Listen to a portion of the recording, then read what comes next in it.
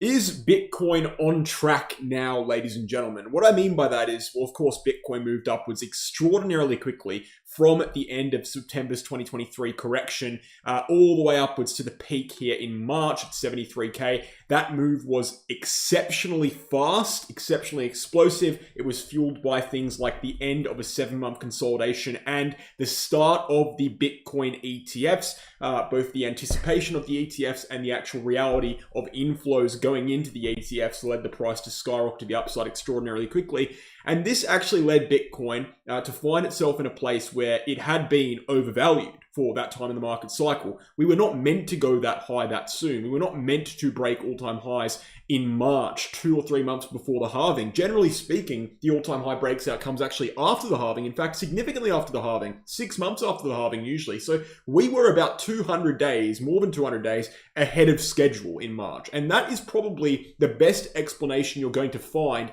for why we have seen such an extensive consolidation in the months that have come past March. Right, 7 months of consolidation right here, over 200 days of consolidation. And now the question is, well, after all of this consolidation, are we finally back to where we need to be? Is Bitcoin finally ready to move as per regular cyclical trends? And can we expect to move to the upside? The answer is literally, and this might shock you, not quite yet. We're actually still a little bit ahead of schedule, right? I'm going to show you that today. And just kind of giving you a reminder not to jump the gun. Don't get ahead of yourself here. Just because we've seen a little uptick, just because we've seen an uptrend form, you know, we've seen a higher low. We'll get into all this in the video and things like this, higher high. We haven't actually seen the breakout yet, and we shouldn't really be rushed here. We still actually are a little bit ahead of schedule. And we'll discuss everything in relation to that today. Guys, full cyclical analysis today. Let's get into it, into the content. So I want to start out with the most important thing, and that is understanding where we are on Bitcoin, understanding where we are on Bitcoin dominance as well. Because a major part of the bull market, aspect of the bull market that probably doesn't get enough attention in regular analysis when discussing cyclical trends is altcoin season.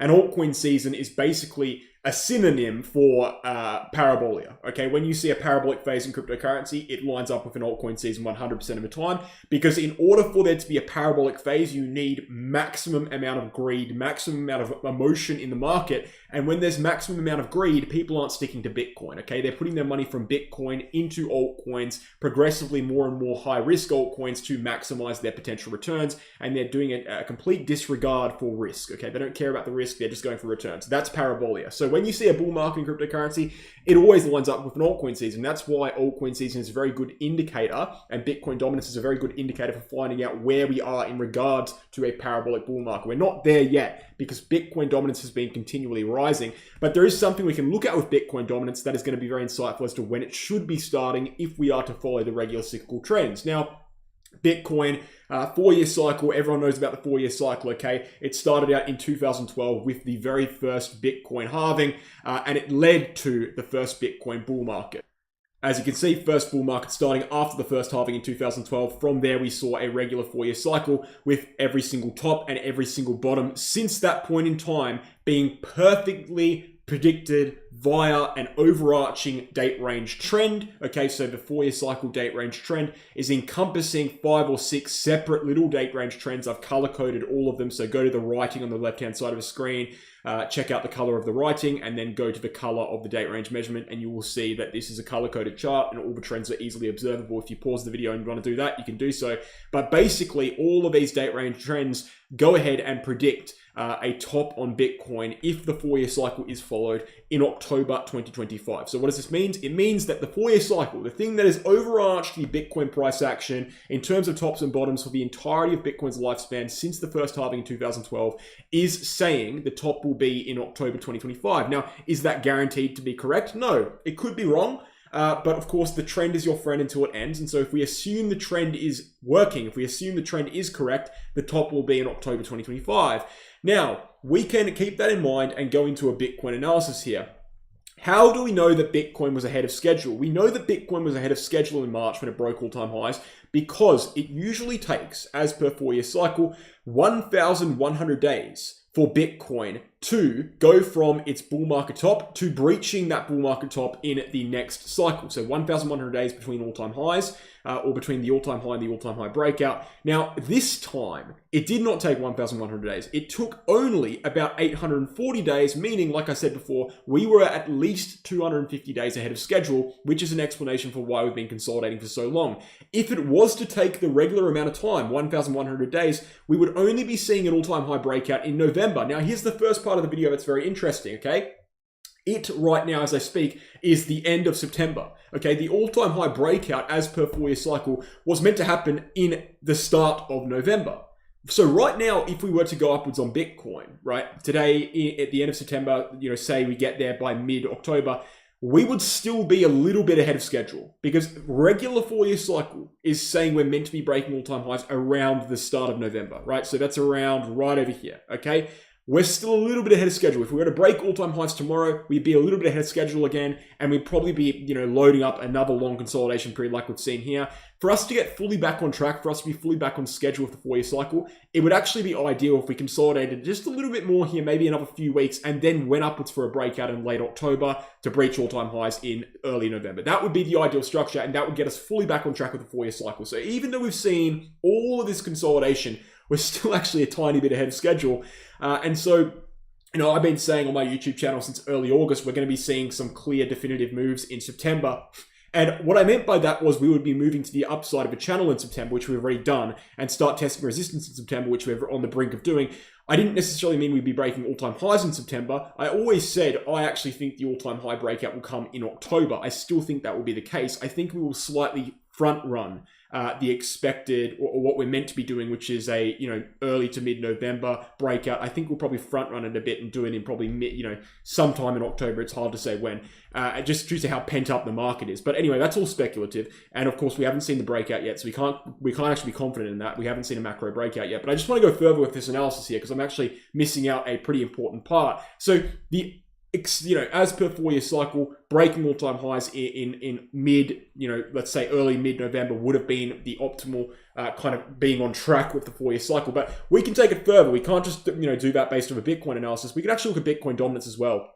And we can say, well, okay, if Bitcoin is meant to break all-time highs in early to mid-November as per 4-year cycle, when is it meant to start the altcoin season? And we can do a similar date range measurement on the altcoin season chart, so on the Bitcoin dominance chart, and we can see that when altcoin season's begun historically, all right, so we look at the altcoin season in 2017, from when altcoin season, when Bitcoin dominance topped and when it started dropping downwards massively to when Bitcoin topped, it took about 300 days, okay? So 300 days of pure altcoin season to when Bitcoin topped. In the following cycle, in last cycle, it took about 315 days. If we are to assume it's going to take around 300 to 315 days again, which would be an adequate assumption to make because it's based on 4-year cycle, which is an overarching date range trend, and so we would expect the market to act in a similar fashion, it would take about 315 days again. And we know the top would be on Bitcoin at the start of October. So all we need to do is say, okay, 4-year cycle says it takes 315 days to see for an altcoin season. 4-year cycle also says the top's going to be in October. Therefore, what is 315 days backwards from October? Because that's when the altcoin season should start, right? And we see that the altcoin season should start in November. Now, this lines up with what we said before about Bitcoin. Bitcoin should have been breaking all-time highs in November as per regular 4-year cycle. And altcoin season should be starting in November as per regular altcoin cycle, 4-year cycle. And so what we can make a deduction based on that is that we should be seeing an altcoin season begin when Bitcoin breaks all-time highs. So a couple of things here to recap. I've kind of delivered this quite poorly here, but I want you to bear with me just so I can fully conclude here, summarize it, and just so you understand it fully. Bitcoin moved upwards too fast, too soon. The consolidation we're seeing now could very well be us getting back on track to where we are meant to be as per the 4-year cycle. If that is the case, an optimal time to break all-time highs would be mid to early November. And furthermore, we can deduct that in mid to early November, if we see that all-time high breakout around that time, that is when we should be starting altcoin season as well. So when Bitcoin breaks all-time highs, if Bitcoin breaks all-time highs, that should line up with the start of an altcoin season, and the optimal time to see that all-time high breakout to reconnect to the cyclical structures which we deviated so terribly from at the start of the year would be in early to mid-November. So fingers crossed for that. But I do want to kind of ground you in reality here. I may have unintentionally come across as ultra bullish in this video. I'm really not. I am leaning macro bullish, of course. I am macro bullish because we're in a macro bullish structure. We're not in a downwards trend. But I want to make something very, very clear, okay? I will not be confidently bullish. You know, I'd not be selling the house. I would not be selling anything ridiculous to buy Bitcoin or anything like that, or taking debt out to buy Bitcoin or anything like that. In general, but if I was to be stupid enough to do something like that, I certainly wouldn't be doing it until we saw a macro breakout. The fact of the matter is we are still in a macro consolidation, and so there is a little bit of uncertainty that underpins this entire price range here. Until we actually see a breakout of this macro structure, there's no reason to be massively bullish. You can lean bullish, you can be cautiously optimistic, but being massively bullish in this structure right here is irrational. This is not a period of time where I'm buying altcoins. I've been very clear about that. I don't believe in making macro decisions without macro confirmation, and macro confirmation, in my view, will only come when Bitcoin breaks upwards, will only come when DXY breaks downwards definitively, and will only come when Ethereum as well breaks above its resistance. But we'll discuss all of those things more extensively tomorrow. I just wanted to give you an update about where we are cyclically speaking today, and I think I've done that to an adequate capacity. So guys, thank you for watching.